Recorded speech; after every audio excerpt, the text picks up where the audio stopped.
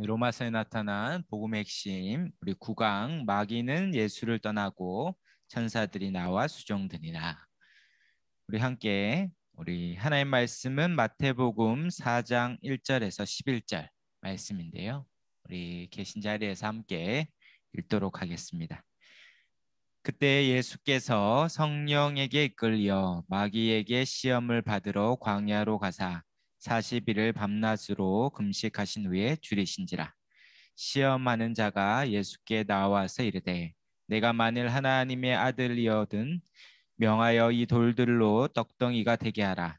예수께서 대답하여 이르시되 기록되었으되 사람이 떡으로만 살 것이 아니요 하나님의 입으로부터 나오는 모든 말씀으로 살 것이라 하였느니라 하시니, 이에 마귀가 예수를 거룩한 성으로 데려다가 성전 꼭대기에 세우고 이르되 내가 만일 하나님의 아들이거든 뛰어내리라. 기록하였으되 그가 너를 위하여 그 사자들을 명하시리니 그들이 손으로 너를 받들어 발이 돌에 부딪히지 않게 하리로다 하였느니라.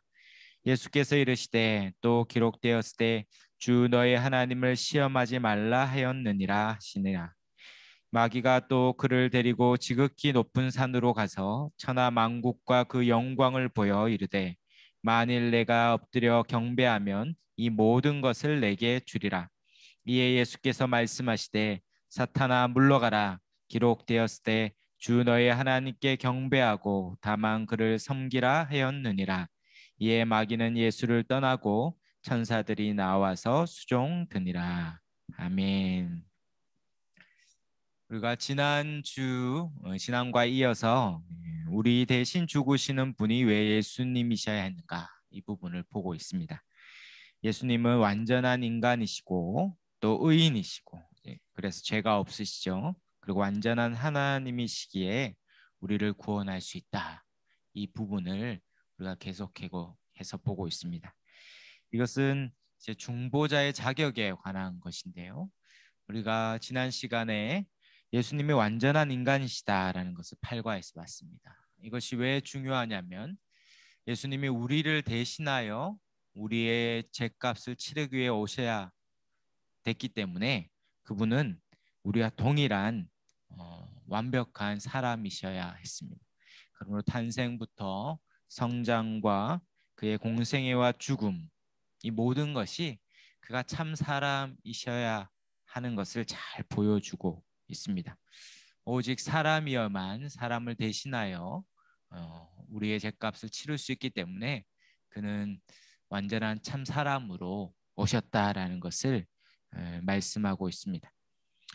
이것뿐만 아니라 이 완전한 사람일 뿐만 아니라 오늘 보면 완전한 하나님이시고 또 완전한 의인이시다.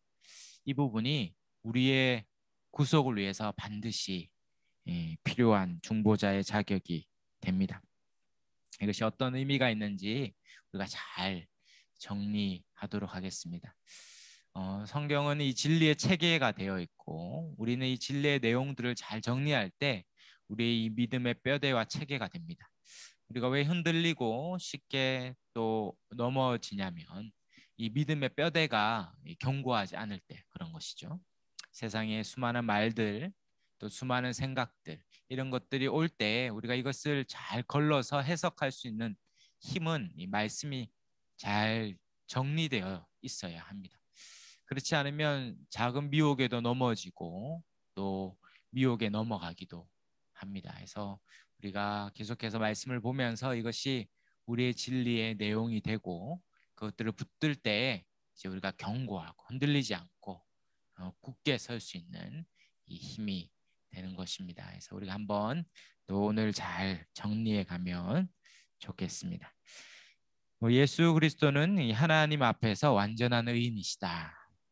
1번에 보면 성경에는 계속해서 예수님이 죄가 없으신 의인이라는 것을 많이 강조하고 있습니다. 성경의 몇 구절만 되면 요한복음 8장 46절 보면 너희 중에 누가 나를 죄로 책잡겠느냐. 예수님이 이 죄로 책잡을 수 있는 것이 없다 말합니다. 또 중요한 본문이죠. 고린도전서 5장 21절에 보면 읽어드리면 하나님이 죄를 알지도 못하시는 이를 우리를 대신하여 죄로 삼으신 것은 우리로 하여금 그 안에서 하나님의 의가 되게 하려 하심이라. 요 고린도전서 5장 21절에 하나님께서 죄를 알지도 못하는 이, 바로 예수님이 죄를 알지도 못하는 이시죠. 그가 우리를 대신하여 죄인으로서 여김받아 죽으셨다라고 이야기하고 있습니다. 베드로전서 2장 22절에도 그는 죄를 범하지 아니하시고 그 입에 거짓도 없으시며, 예수님은 날 때부터 죄가 없을 뿐만 아니라 죄를 단 한 번도 범하지 않으시고 그 입에 거짓도 없으시다. 그 입에 거짓도 없으시단 말은 그 마음에서부터 그 입에 나오는 모든 것이 죄가 없다라는 것을 말씀하는 것입니다. 그래서 이 마음에 이 탐심도 죄인데 그 탐심조차 이 죄를 추동하는 이 마음의 죄의 생각조차 없으셨다 말씀하고 있죠. 그리고 요한일서 3장 5절에도 그가 우리 죄를 없애려고 나타나신 것을 너희가 아나니 그에게는 죄가 없느니라. 그래서 성경은 끊임없이 예수님은 죄가 없으시다, 죄를 알지도 못하시고 죄를 행하지도 않으시고 범치 않으시고, 그렇기 때문에 죄가 없으시기 때문에 우리의 죄값을 대신 지고 죄의 형벌을 당하여 우리 죄를 해결하시고 우리 애를 의롭게 할 수 있는 분이 되신다라고 강조하고 있습니다. 여기서 예수님의 이 무죄성에 대한 이 갈로 2번에 보면 두 가지는, 첫째는 예수님이 죄 없이 태어나셨다. 이게 중요하죠. 그가 죄 없이 태어나셨고, 두 번째는 그가 사시는 동안 예수님의 생애 가운데 죄가 없다, 죄를 짓지 않으셨다라는 것을 말하고 있습니다. 이번에 보면 왜 이런 믿음과 확신이 필요하냐면, 첫 번째로는 완전한 의인이어야만 우리 죄를 대신하여 형벌을 담당할 수 있기 때문입니다. 우리는 다 죽죠. 최근에도 여러 번 장례가 있었는데 다 죽습니다. 빈부노소, 남녀 귀천에 상관없이 죽음이라는 것은 모든 인생들에게 주어지는 것이죠. 왜 그렇습니까? 로마서 6장의 죄의 삭은 사망, 모든 사람이 죽음으로써 다 죄인이라는 것이 증명되는 것입니다. 그러므로 예수님도 만약 단 하나의 죄라도 있다면 그는 자기 죄 때문에 죽는 것이죠. 그러므로 우리의 죄를 대속할 수 없어요. 대신 죽는다라고 말할 수 없는 것입니다. 그러므로 예수님은 날 때부터 죄가 없을 뿐만 아니라 평생의 죄가 단 하나도 없기 때문에 그분만이 우리의 죄를 대신하여 죽으시는 것입니다. 바로 참 죄가 없는 의인만이 우리의 죄를 대속하여 죽으실 수 있습니다. 그러므로 이건 너무 중요한 것이죠. 또 갈로 2번에 보시면 그렇게 의인이어야 우리에게 주실 의가 완전하기 때문입니다. 죄가 없으실 뿐만 아니라 죄가 없기 때문에 우리의 죄를 대신하여 죄 사함을 주실 수 있죠. 그게 첫 번째라면, 또 단 하나 한 가지 더 중요한 게 있는데, 우리가 죄가 다 해결됐는데 앞으로 죄를 지으면 그게 다시 죄인으로 되죠. 그리고 다시는 훼손되지 않는 완전한 의가 필요한데, 그러므로 예수님이 죄 없이 오셨다가 죄가 평생 없으실 뿐만 아니라 그가 완전한 의인으로서 하나님의 말씀을 완전히 순종하여 그분이 생전에 단 하나에도 죄가 없고 완벽한 순종을 이룸으로 완전한 의를 이루셨어요. 이것을 이제 용어로 한다면 이 능동적 순종, 예수님께서 능동적으로 완전한 순종을 이룸으로 우리에게 줄 수 있는 의를 획득하셨죠. 그래서 그 의를 우리에게 주시는 것입니다. 지난 시간에 배웠죠. 그래서 이것을 이중전가, 우리의 죄를 주님이 다 가져가셔서 그는 죄가 없으신데 우리의 죄 때문에 죽으시고, 그분은 완전한 순종을 이루심으로 이루신 완벽한 의를 우리에게 주시는 거죠. 죄를 가져가시고 의를 주시는 이 이중의 전가를 통해서 우리는 이제 다시는 취소할 수 없는 완전한 의를 소유하게 됩니다. 바로 이것이 믿음으로 얻는 두 가지죠. 믿음으로 죄 사함도 없고 또한 완전한 의도 없는 거예요. 그것이 바로 예수님과 연합함으로 얻는 선물입니다. 그래서 중요한 갈라디아서 2장 16절에 보면 사람이 의롭게 되는 것은 율법의 행위로 말미암음이 아니요 오직 예수 그리스도를 믿음으로 말미암는 줄 알므로 우리가 그리스도 예수를 믿나니 이는 우리가 율법의 행위로서가 아니라 그리스도를 믿음으로써 의롭다함을 얻으려 함이라. 율법의 행위로서는 의롭다함을 얻을 육체가 없느니라.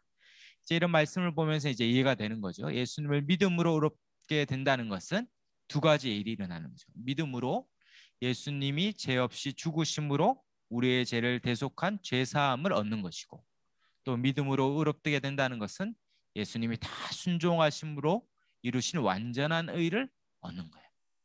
믿음으로 우리는 그렇게 완전한 의를 얻음으로 이제 하나님 앞에 의인으로 서는 거예요. 의인으로. 그러므로 갈라디아서 3장 27절 누구든지 그리스도와 합하기 위하여 세례를 받은 자는 그리스도로 옷 입었느니라. 예, 믿음으로 그리스도로 옷 입는 그 의의 옷을 입는 거죠. 머리부터 발끝까지 예수의 의의 옷을 입어서 하나님 앞에 설 때의 의인으로 작은 예수로 서는 것입니다. 고린도전서 15장 22절에도 얘기해요. 아담 안에서 모든 사람이 죽은 것 같이 그리스도 안에서 모든 사람이 삶을 얻으리라. 아담 안에서 우리가 다 죽었죠. 아담 안에서 죽었는데 믿음으로 예수 안에 넘어오면 예수 안에서 삶, 곧 예수의 생명을 얻어서 날마다 그 의의 생명을 가지고 살아가는 것입니다. 그래서 고린도전서 1장 30절도 이야기했었죠. 고린도전서 1장 30절에 너희는 하나님으로부터 나서 그리스도 예수 안에 있고 예수는 하나님으로부터 나와서 우리에게 뭡니까? 지혜와 의로움과 거룩함과 구원함이 되셨으니, 여기서 의로움이 되셨다. 우리가 딱 됐어요. 이제 우리는 의 자체가 된 거죠. 예수님을 믿음으로 의를 받아서 의로움이 되었어요. 의로움을 받았다라는 말보다 더 강렬하죠. 받은 것은 빼앗길 수도 있고 되찾아갈 수도 있고 잃어버릴 수도 있을 것 같은데, 아예 우리가 의로움이 되었기 때문에 하나님 앞에 의인으로 날마다 서는 것입니다. 그래서 로마서 5장 17절 이런 말씀들을 딱 기억해 놓으면 좋습니다. 로마서 5장 17절에 한 사람의 범죄로 말미암아 사람이 그 한 사람을 통하여 왕노릇하였은즉 더욱 은혜와 의의 선물을 넘치게 받은 자들은 한 분 예수 그리스도를 통하여 생명 안에서 왕노릇하리로다. 우리가 예수를 믿음으로 의의 선물을 받아서 이제 의인으로 하나님 앞에 서는 자가 되었습니다. 이것이 바로 그리스도 안에서 그리스도와 연합해서 이루어진 복이다라고 계속 설명하고 있습니다. 그렇게 예수님이 의인이라는 것이 이렇게 중요한데요. 크게는 두 가지죠. 보시면 첫 번째는 예수 그리스도가 날 때부터 의인이었다. 바로 동정녀 수태를 말합니다.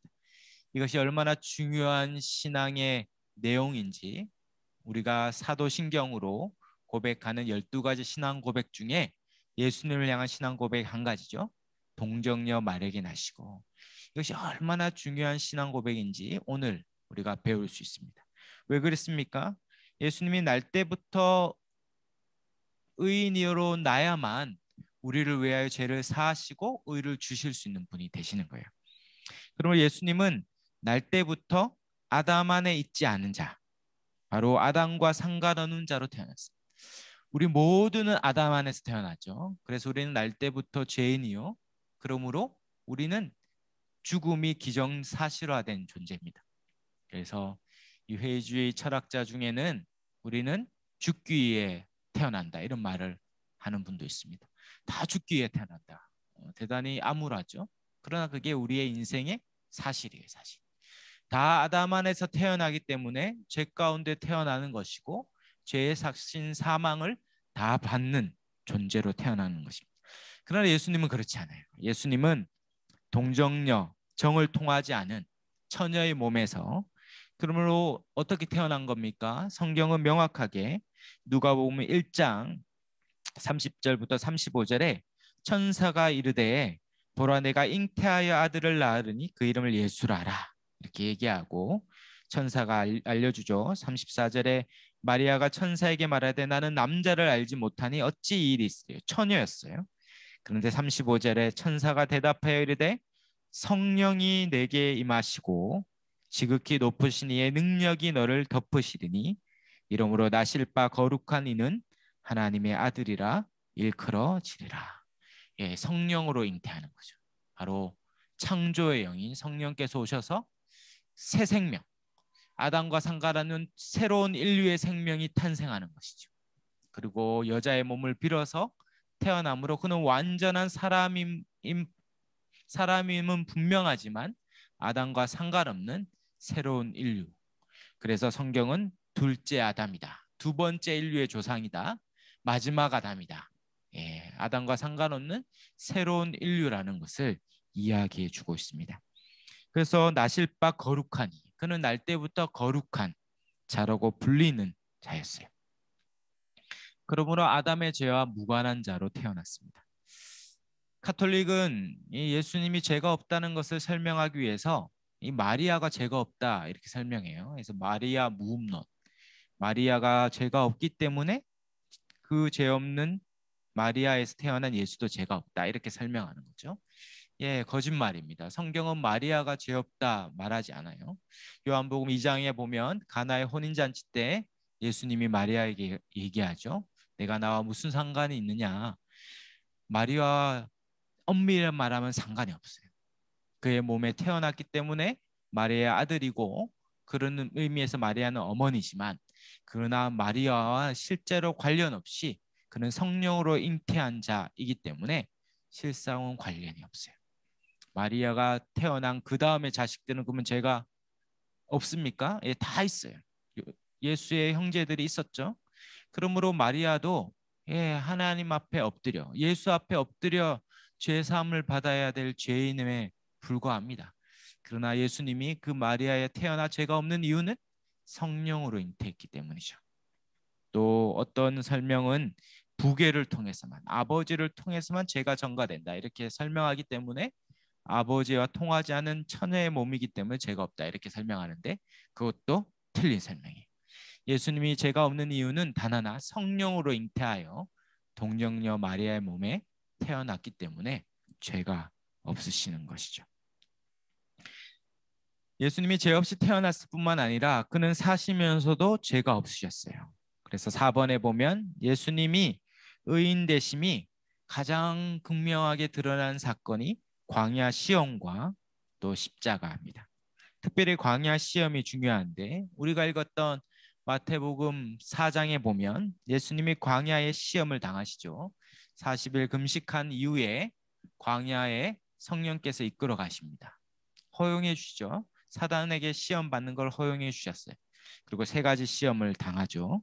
그리고 예수님이 말씀으로 특별히 신명기에 나오는 말씀으로 물리쳤었어요. 아마 예수님이 그 광야 시험 가운데 신명기를 큐티하지 않았나? 예, 그냥 하는 말입니다.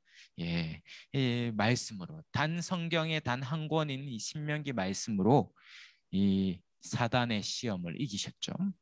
그 시험은 끊임없이 내가 만일 하나님의 아들이거든 3절이나 6절에 보면 네가 만일 하나님의 아들이거든 이렇게 설명해요. 뭐냐면 하나님의 아들인 건 곧 하나님인데 너는 그 신성을 가진 그 하나님인데 왜 이렇게 인간으로 와서 그렇게 고생하느냐. 다시 영광스러운 하나님으로서 드러나 보이라. 그래서 뛰어내려라. 너는 돌덩이를 떡덩이로 만들 수 있는 능력이 있지 않냐. 그 능력을 사용해라. 신적 능력을 사용해라. 이렇게 유혹하는 거죠. 그때 예수님이 어떻게 합니까? 사단을 물리칠 때 손에서 막 레이저가 나와가지고 사단을 물리치거나 그러면 우리에겐 전혀 유익이 없어요. 예수님은 철저히 어떻게 시험을 이기셨습니까? 예, 말씀으로. 철저히 사람으로서 완전한 인간으로서 시험을 이김으로 우리를 위한 구원주가 되실 수 있습니다. 그가 뭔가 신성을 사용했다면 그는 신적 존재임이 드러날 수는 있지만 우리와 상관없는 거죠. 그러나 그는 철저히 시험을 다 사람으로 당하심으로 그 시험을 사람으로 이기심으로 그는 완전한 사람이며 죄가 없으신 분을 드러내는 사건입니다. 그렇기 때문에 그 결정적인 공생애를 시작하는 첫 장면에 이 광야의 시험을 두는 이유는 너무 중요합니다. 그는 완전한 사람으로서 시험을 이기신 존재다. 그러므로 그는 둘째 아담이 분명한 거죠. 첫째 아담은 어떻습니까? 그도 죄가 없으셨어요. 어떤 의미에서 예수님과 그런 의미에서 동등할 수 있습니다. 죄가 없는 아담이 죄 없는 에덴 동산에서 시험을 받았죠. 그는 예수님에 비하면 완벽한 환경에서 단 하나의 시험을 당했습니다. 임의로 모든 것을 먹을 수 있음에도 단 하나의 계명, 선악을 알게 하는 나무의 열매를 먹지 말라는 단 하나의 계명을 지키는 가장 쉬운 계명을 그는 실패했죠. 반대로 예수님은 40일 금식한 최악의 상황에서 세 가지 시험을 당하셨습니다. 뭐 예수님이 하나님인데 그게 시험이 되겠습니까? 예수님이 하나님인데 뭐 돌덩이를 떡덩이로 만드는 시험이 되겠습니까? 이렇게 생각하는 사람은 아직 예수님이 완전한 사람이라는 생각을 하지 않는 것입니다. 예수님은 완전한 사람이기 때문에 40을 굶는다는 건 쉬운 일 아니에요. 사람으로 당한 겁니다. 그렇게 자꾸 안 믿는 사람은 굶겨야겠죠. 40일 굶겨야 사람이 얼마나 힘든가를 알겠죠. 사람이 어떻게 40일 굶을 수 있겠습니까? 불가능한 일이죠. 생사를 오가는 일. 거의 뭐 예수님이 다 뭐 바위 위에 가부좌를 틀고 이렇게 다 그렇게 기도했다고 생각하는데 그렇지 않아요. 40일 굶으면 제정신이 아니지 않겠습니까?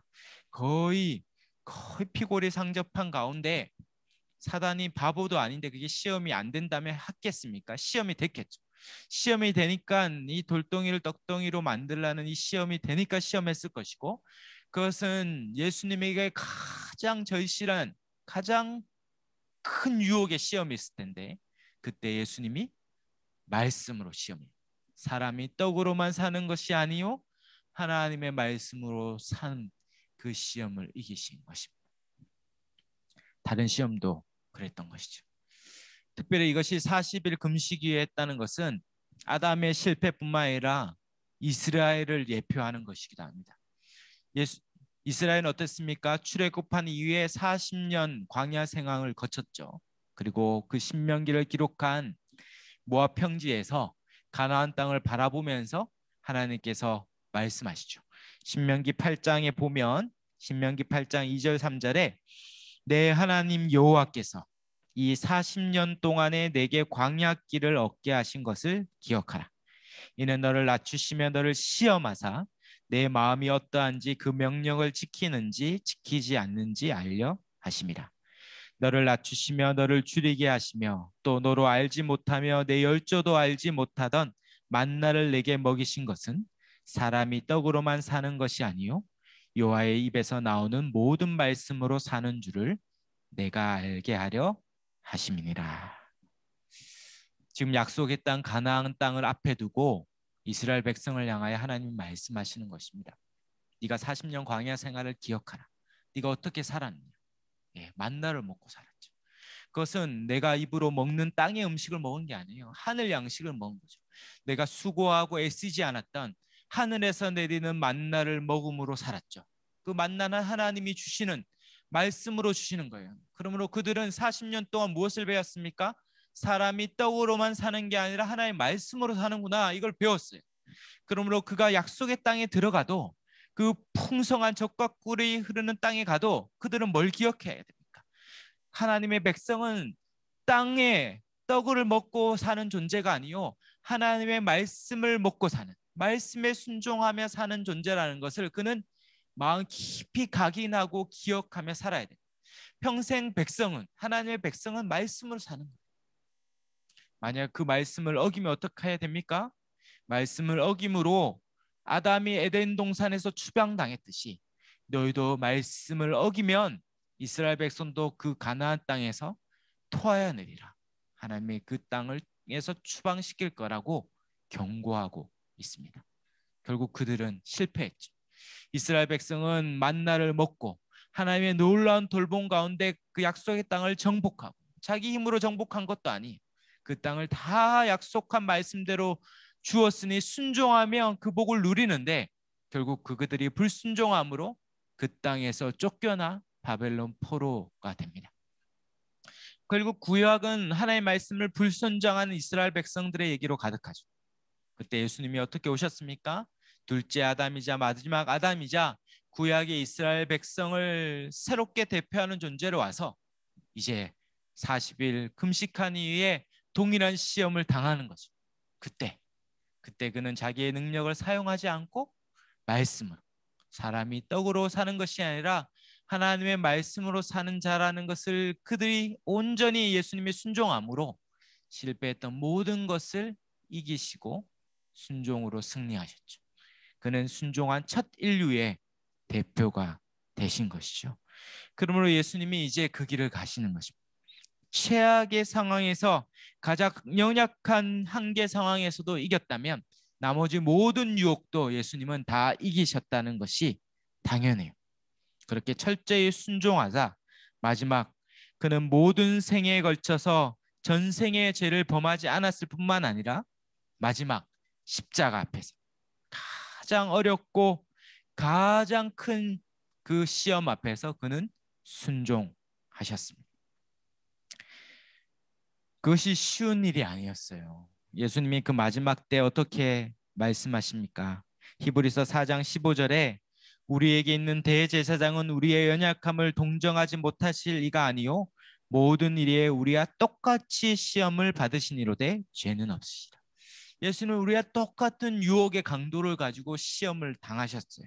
그리고 마지막 십자가 앞에서 마태복음 14장에 보면 예수님이 얼마나 시험이 컸는지 정말 도움이 하나도 안 될 것 같은 제자들에게 나와 함께 곁에 있자, 나를 위해 기도해 달라고 부탁할 만큼 그 시험은 극도에 이르렀고 마가복음 14장 35절 36절에 조금 나아가서 땅에 엎드려 될 수 있는 대로 이때가 자기에게서 지나가기를 구하여 이르시되 아빠 아버지여 아버지께서는 모든 것이 가능하오니 이 잔을 내게서 옮기시옵소서.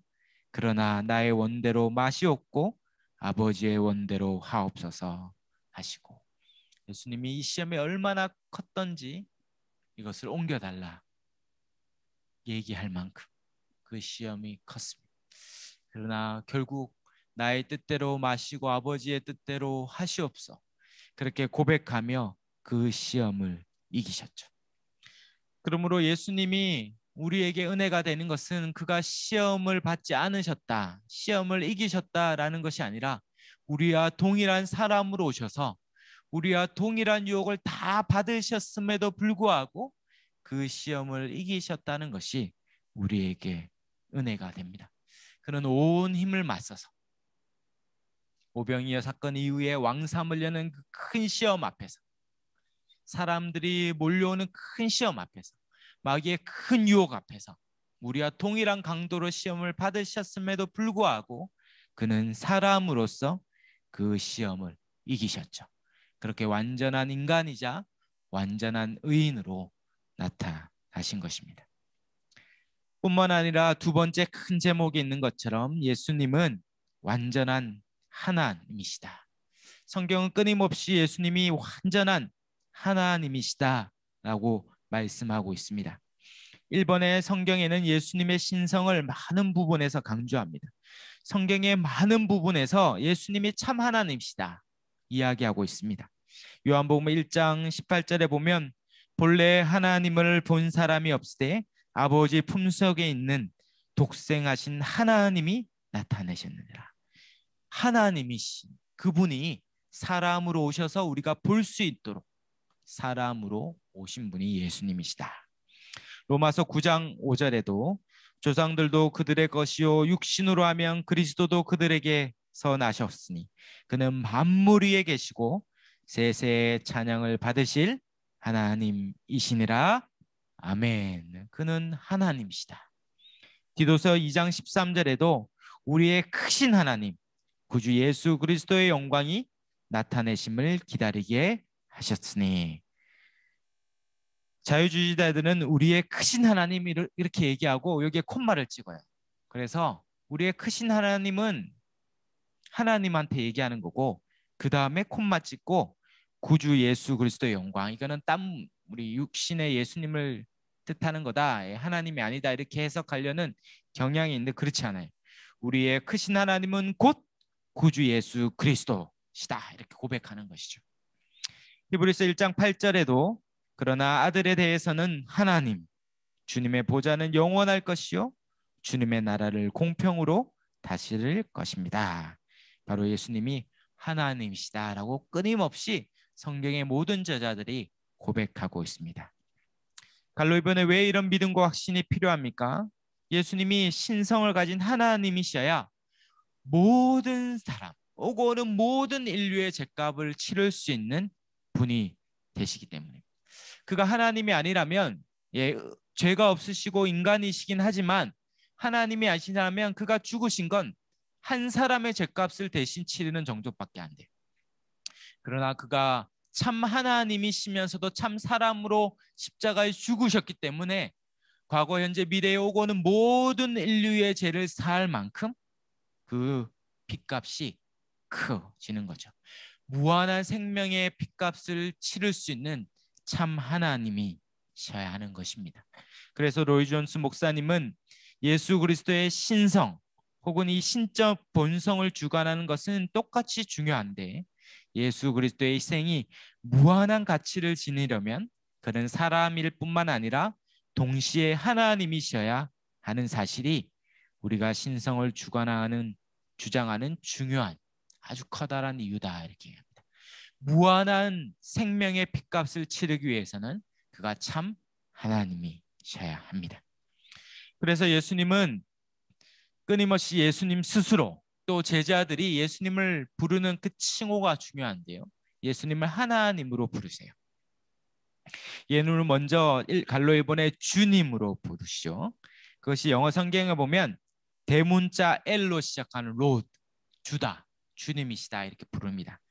이것은 구약 성경에서 여호와, 야훼라고 불리는 이 여호와란 단어를 이제 70인경인 이 헬라어로 기록된, 원래는 히브리어로 기록되었죠. 구약 성경이 이 여호와라는 단어를 헬라어로 기록된 70인경으로 번역할 때 이 여호와라는 단어가 너무 어미하고 감히 부를 수 없어서 그것을 여호와라고 부를 수도 없었어요. 그래서 모음을 기록하지 않고 이 자음으로만, 그래서 이 영어 번역본에는 YHWH 이렇게 이 자음으로만 기록되어 있어요. 그러면 모음이 없으니까 어떻게 불러야 될지 모르죠. 그래서 추정하기를 여호와, 야훼 이렇게 부르는 거예요.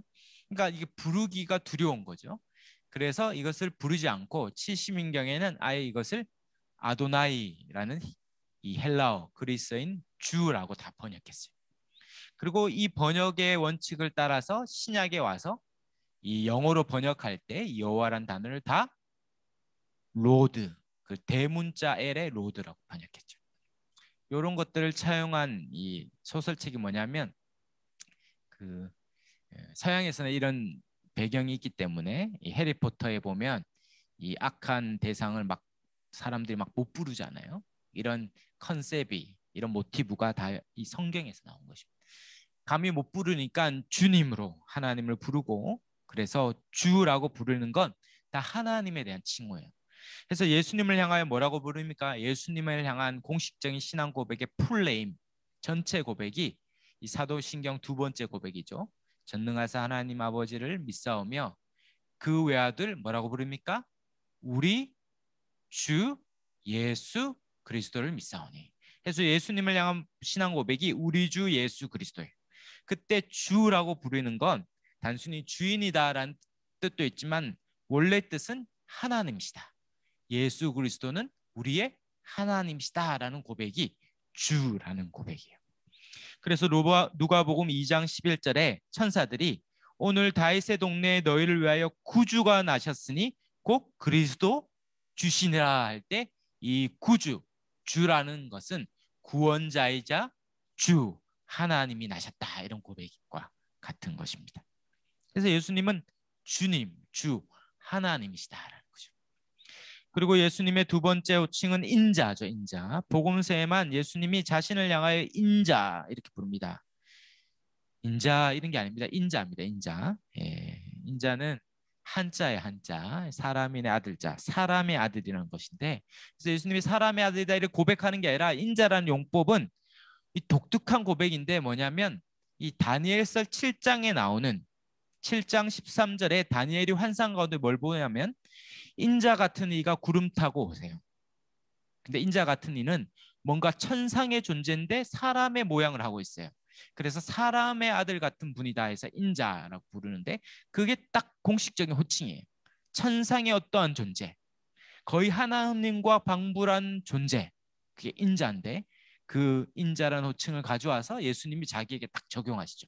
내가 바로 다니엘의 7장 13절에 하는 그 인자가 바로 나다. 나다.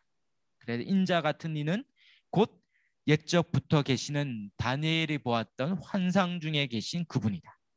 그래서 마태복음 6장 26장 64절에서 66절에 예수님이 딱 얘기하죠. 재판성에서 내가 너희에게 이르노니 이후에 인자가 권능의 우편에 앉아 있는 것과 하늘 구름을 타고 오는 것을 너희가 보리라. 이게 딱 다니엘서 7장 얘기예요. 이 얘기를 하니까 65절에 이에 대제사장이 자기 옷을 찢으며 이르되 그가 신성모독하는 말을 하였으니 어찌 더 증인을 요구하리요. 보라 너희가 지금 이 신성모독하는 말을 듣었도다. 너희 생각은 어떠하냐 대답하되 이르되 그는 사형에 해당하니라 하니라. 대제사장이 이 얘기를 딱 듣고 바로 알죠. 그는 구약에 다 능통한 자들이니까 예수님이 인자 같은 이가 하늘에서 구름 타고 온다 딱 얘기할 때 이게 다니엘서 얘기고 그것은 자신에게 하나님이라는 주장이다. 신성모독이다. 자기를 하나님이라고 얘기하는 저자를 죽여야 된다. 지금 이렇게 이야기하는 것이죠. 바로 예수님은 스스로 하나님이라고 이야기합니다. 뿐만 아니라 3번에 하나님의 아들이라고 부르죠. 그것은 예수님이 하나님이랑 이야기와 같아요. 좀 이렇게 망령된 말일 수 있지만 소의 아들이 송아지고 말의 아들이 왕아지고 사람의 아들이 사람인 것처럼 그 존재 자체를 특징하는 거죠. 아버지 밑에 아들은 작다.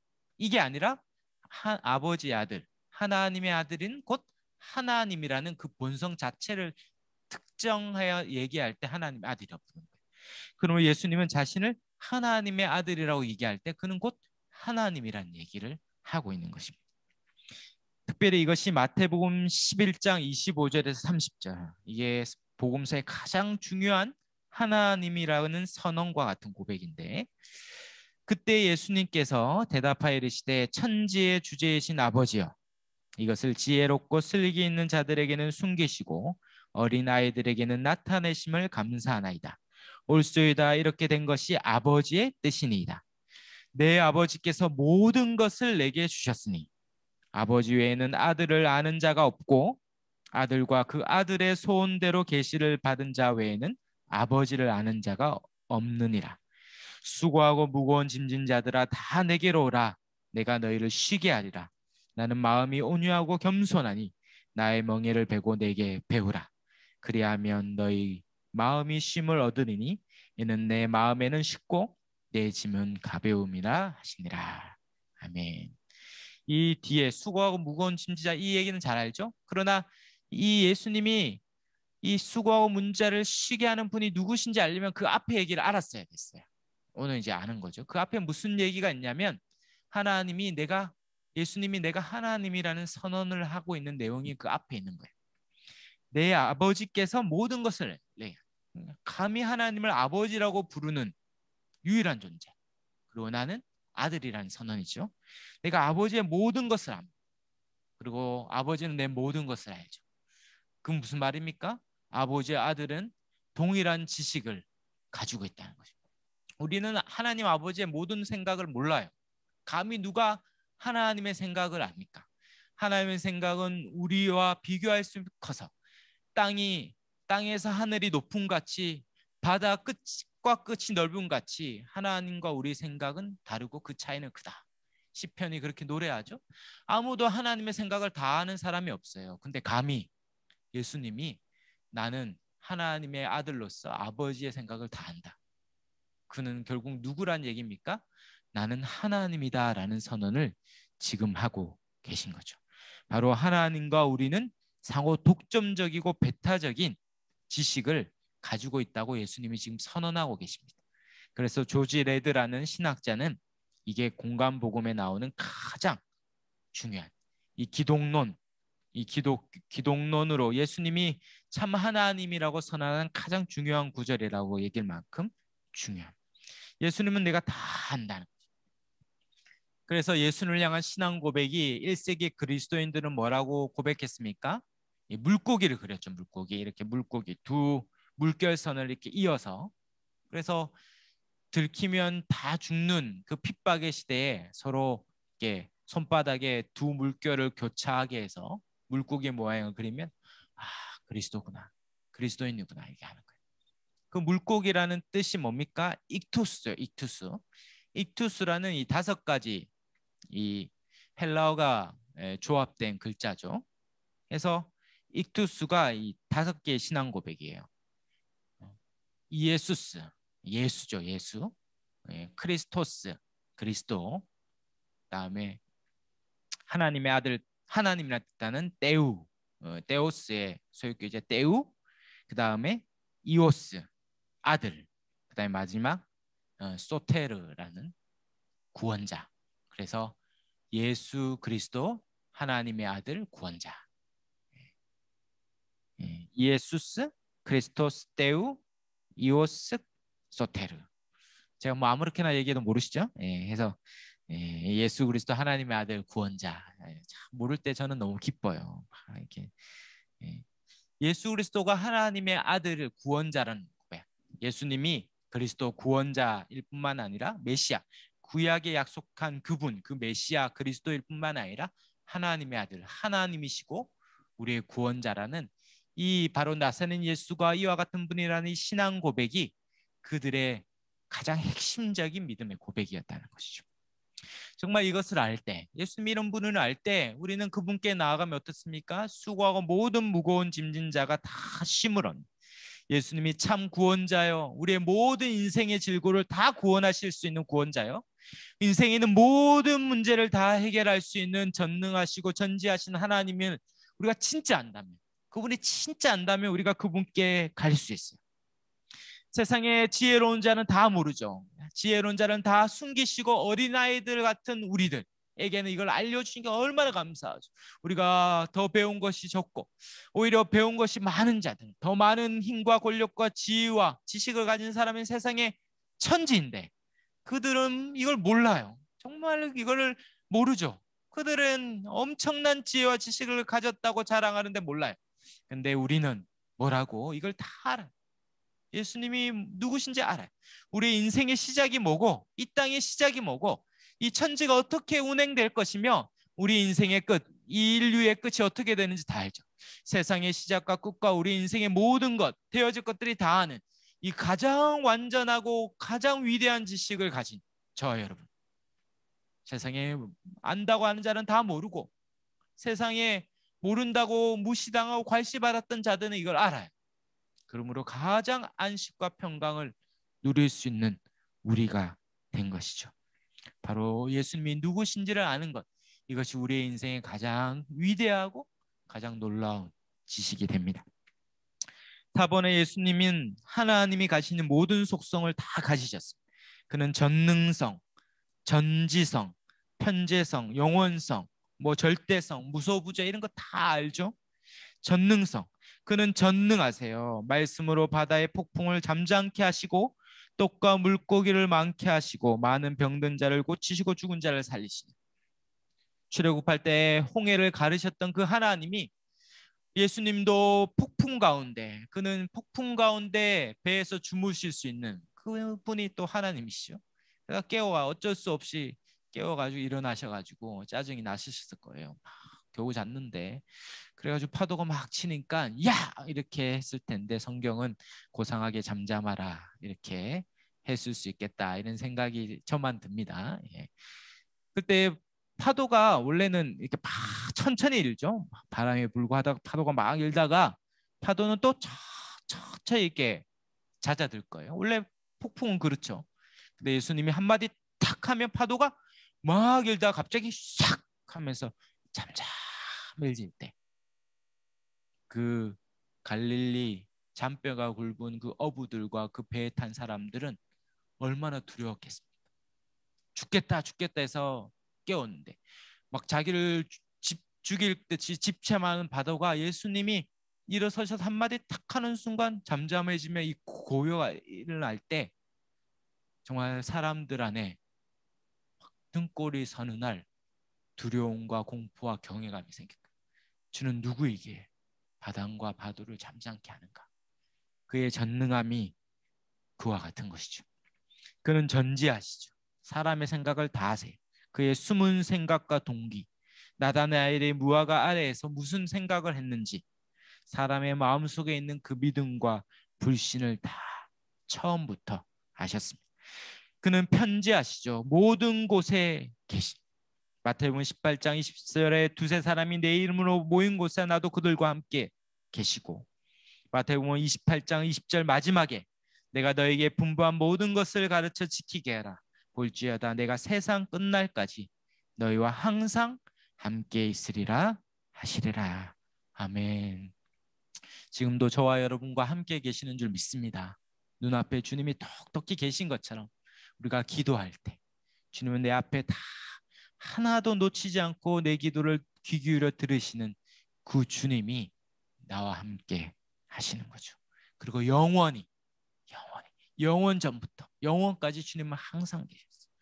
영원 전부터 그분은 성부 하나님이 계셨고 영원 전부터 그분은 예수님이 계셨죠. 영원 전부터 하나님은 영원 전에 예수님을 낳으셨다 이렇게 고백합니다. 낳으셨으니까 하나님이 먼저 계신 거 아닌가? 우리는 시간의 관념이 있잖아요. 그러니까 자꾸 우리가 한 게 있는데 시간도 창조된 거예요. 태초에 할 때 시간도 그때 창조된 거거든요. 태초. 시간이란 그 시초가 시작되고 천지라는 장소도 창조된 거죠. 시공간이라는 이 좌표, 이 좌표 안에 이 2차원의 세계, 3차원의 세계에 우리가 살게 된 건 그때 시작된 거죠. 그 전에 영원이라는 우리의 가늠하는 그때 그는 영원 전부터 성부였고 영원 전부터 성자였죠. 그 영원 전부터 성령이 삼위 하나님이 한 하나님으로 계셨습니다. 영원히 계셨죠. 그리고 우리가 이제 주님이 다시 오실 그때 우리는 영원이란 그 세계에 들어가서 영원히 거하게 될 것입니다. 바로 예수님이 그와 같은 참 하나님이시죠. 그러므로 예수님이 행하신 모든 일들과 그의 권세를 통해 예수님이 하나님이신 걸 우리는 잘 알 수 있습니다. 그는 창조할 때 계셨죠. 요한복음 1장 3절에 만물이 그로 말미암아 지은 바 되었으니 지은 것이 하나도 그가 없이는 된 것이 없느니라. 창세기 1장 창조 때부터 예수님은 함께 계셨고 갈로 이번에 죄사함입니다. 죄사함과 부활의 권세 가운데 참 하나님이심을 드러내시고 마지막 때 심판의 권세로 하나님 앞에 살아있는 자와 죽은 자를 심판하실 그리스도 예수 앞에 우리가 설 날이 올 것입니다. 그리고 6번에 예수님이 그리스도의 부활과 영광을 통해 예수님이 하나님이심을 우리는 장차 알게 될 거죠. 그가 부활하고 승천하여 마지막 날 영광 중에 재림하실 때 모든 이들이 알게 될 것입니다. 아, 예수님이 참 하나님이 진짜 맞으셨군요. 진짜 맞으셨군요. 그 영광에 사로잡혀서 감히 얼굴을 들 수도 없는 해보다 더 빛난 영광으로 오시는 주님 앞에 참 하나님이심을 알게 될 겁니다. 그러므로 예수님은 자신이 하나님이심을 말씀하셨죠. 요한계시록 마지막 22장에 13절에 보면 나는 알파와 오메가요 처음과 마지막이요 시작과 마침이라. 하나님이 이르시되 나는 알파와 오메가라. 이제도 있고 전에도 있고 장차 올 자요 전능한 자라 하시니라 말씀합니다. 그러므로 예수님은 스스로도 하나님이라 주장하시고 제자들도 그를 하나님이라 했어요. 그리고 예수님은 절대 4대 성인의 한 분으로 여길 수 없습니다. 그는 진짜 하나님이거나 아니면 과대망상증 환자겠죠. 자기를 하나님이라고 얘기하는 사람은 정상이 아니죠. 그러므로 그는 진짜 하나님이셔야 되거나 그렇지 않으면 말도 안 되는 2000년 동안 계속해서 거짓말했던 스캔들을 일으켰던 거짓말쟁이여야 합니다. 그리고 그 제자들도 예수님을 참 하나님으로 얘기했기 때문에 그들은 그것이 진리거나 아니면 2000년 동안 거짓말한 자들이겠죠. 그러나 예수님은 스스로 하나님이라고 여기셨을 뿐만 아니라 모든 제자들이 그를 하나님이라고 고백했다. 그는 참 구주 되신 하나님이십니다. 우리가 그렇게 고백하는 거죠. 할렐루야. 예, 예수님이 참 하나님이시고 그분이 이 땅에 우리 가운데 오신 것입니다. 묵상과 적용에 우리가 나오듯이 1번에 예수 그리스도께서 우리에게 주신 의의 완전함은 그가 참 하나님이요 참 사람이시기 때문에 가능한 것이죠. 로마서 8장 33절 34절에 누가 능히 하나님께서 택하신 자들을 고발하리요 의롭다 하신 이는 하나님이시니 누가 정죄하리요 죽으실 뿐 아니라 다시 살아나신 이는 그리스도 예수시니 그는 하나님 우편에 계신 자요 우리를 위하여 간구하시는 자신이라. 아멘. 이제 누가 정죄하리요? 정죄할 자가 없습니다. 우리의 정체성은 뭡니까? 이제 늘 우리의 1차적인 정체성은 의인이에요. 의인. 참 하나님이자 참 사람이신 그분이 이 땅에 오셔서 죄 없이 오셔서 죄 없이 살다가 죄 없인 신분이 우리는 죄값을 치기 때문에 죽지만 죄 없인 신 그분이 죽었다는 것은 이제 자기 죄 때문이 아니라 바로 우리의 죄 때문에 우리의 죄사함과 또 그가 평생의 순종하심으로 완성한 의를 이루셨기 때문에 예수님을 믿음으로 우리의 죄가 사해지고 그의 완전한 의를 받게 되어서 이제 하나님 앞에 우리는 의인으로 삽니다. 의인이에요. 우리의 어떠한 행위로도 훼손하거나 취소될 수 없는 완전한 의를 얻은 의인입니다. 이것이 우리의 1차적인 정체성이 돼요. 우리가 의인이기 때문에 우리가 하나님 앞에 설 수 있고 의인으로 살 수 있어요. 그래서 이번에 있는 것처럼 예수님이 죄 없이 오셔서 의인으로 이 땅에 죄 가운데 싸워 이기셨죠. 죄와 피 흘리기까지 싸우며 죄를 벗고자 할 때 예수님이 사람으로 오셔서 생생한 상 가운데서 죄를 이기셨어요. 그 모든 승리의 경험을 우리에게 나눠주시고 그것을 알 때 우리도 승리할 수 있습니다. 예수님은 하나님이시니까 죄를 안 졌지 이렇게 생각하면 안 된다. 예수님은 철저히 사람으로 사시면서 우리와 동일한 강도, 여러분이 지금 그 유혹을 받고 있습니까? 그 시험을 당하고 있습니까? 우리를 넘어뜨리고 반복적인 유혹이 있습니까? 그러나 예수님도 그 동일한 시험을 당하셨다는 거예요. 그러나 그 시험에 이기셨다면 우리도 그 의를 받았기 때문에 왜 우리도 이길 수 있습니까? 그 의를 받았기 때문이에요. 히브리서 2장 18절에 그가 시험을 받아 고난을 당하셨은지 시험 받는 자를 능히 도우실 수 있느니라. 주님이 우리를 이제 도우실 수 있습니다. 베드로전서 2장 21절에 이를 위하여 너희가 부르심을 받았으니 그리스도도 너희를 위하여 고난을 받으사 너희에게 본을 끼쳐 그 자취를 따라오게 하려 하셨느니라. 예수님이 하나님이시면 우리의 본이 하나도 안 되죠. 그러나 그는 완전한 사람으로서 오셨기 때문에 그가 시험 가운데 고난 가운데서도 마침내 이기셨다면 그게 우리의 본이 돼. 우리도 사람이고 연약한 사람이지만 예수님이 의인으로서 가신 그 길을 예수의 의를 받은 우리도 그 길을 가서 승리할 수 있습니다. 예수님의 그 귀한 보혈로 우리가 죄가 사해졌을 뿐만 아니라 우리의 모든 죄 가운데서도 이길 수 있는 능력을 우리에게 주셨기 때문에 우리의 모든 죄가 구속받을 수 있어요. 이걸 믿어야 합니다. 이제 죄가 오면 넘어지는 게 우리의 일상이 아니에요. 그게 당연한 게 아니에요. 죄는 이길 수 있고 시험은 이길 수 있고 우리는 능히 승리할 수 있습니다. 예수님도 사람이 떡이 아니라 말씀으로 그 사단의 유혹을 이겼다면, 최악의 상황에서도 말씀으로 이겼다면 우리도 그 말씀을 붙들고 순종함으로 능히 이길 수 있는 자가 된 줄 믿습니다. 이것을 믿어야 돼요. 그러므로 날마다 수고하고 무거운 짐이 있을 때마다 주님 앞에 나아가 이것을 내려놓고 주님이 책임져 주시는 걸 믿음으로 이 땅 가운데 말씀으로 승리하여 마침내 주가 주시는 그 은혜와 복을 다 누려 하나님 앞에 의인으로 날마다 서서 승리하는 저와 여러분이 다 되시기를 주의 이름으로 축원합니다. 아멘. 아멘. 우리가 이 말씀을 의지하여 한번 같이 기도하면 좋겠습니다. 예수님이 사람으로 오셨어요. 죄 없는 동정녀의 몸에 났지만 사람으로 사셨어요. 죄가 없이 그는 철저히 사람이지만 모든 유혹을 당하셨지만 그는 그것을 승리하고 마침내 죄가 없지만 우리의 죄를 대신하여 십자가의 죽음으로 우리에게 산 길, 생명의 길, 구원의 길을 여셨습니다. 우리도 이제 믿음으로 다 받았어요. 죄사함도 받았고 그 완전한 의도 받았어요. 하나님 앞에 나아갈 때마다 쭈뼛쭈뼛 하면 안 됩니다. 내 지난 시간 못 살았지, 일주일 못 살았지, 그래서 머뭇거리면 안 돼요. 그것은 사단이 참소하는 것이고 속이는 것이죠. 날마다 예수의 이를 붙들고 나아갈 수 있습니다.